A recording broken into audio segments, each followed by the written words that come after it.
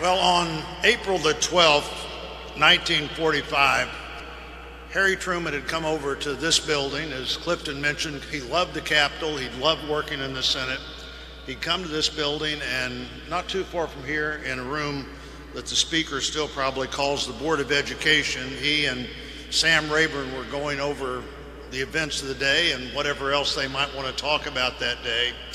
And a note was passed in to the Vice President: you need to come to the White House. Something has happened. Well, there were lots of things happening in April of 1945. It's hard to know what Harry Truman might have been thinking about when he went to the White House.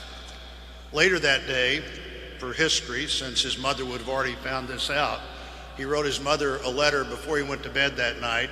And in the letter he said, "Today I went to the White House thinking I was going to see the president. I got there and found out I was the president." No president in such a short period of time made more consequential decisions than Harry Truman. Ending the war in Europe, how to deal with the Soviets, how to look at transitioning back to a peacetime economy, what to do about ending the war in Japan, the United Nations, and that's just the first 6 months. All the things that Clifton Truman Daniels mentioned that would be on that list of great accomplishments by Harry Truman were important. But if you've ever been in a job where you made decisions, just imagine the decisions he had to make and how quickly he had to make them and how well he made them.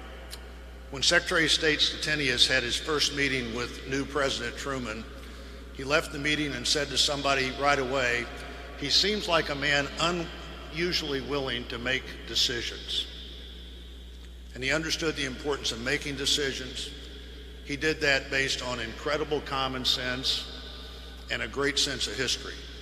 You know, because of his eyesight, Mrs. Truman was the athlete and the baseball player. He was the reader. Clifton's mother told me one time she never saw her dad sit down at home when he didn't have a book. And he understood the history of the country. He respected the history of the country. For the last 12 years, I've had the great opportunity to use the offices he used in the 10 years he was in the Senate and the 82 days he was vice president. And I feel like I've benefited from thinking about those decisions he made and how he made them and what he did for the country. It's great for us today to see him now in the building he loved, in a democracy that he cherished, in a world that he made so much to design and create and make what it is today.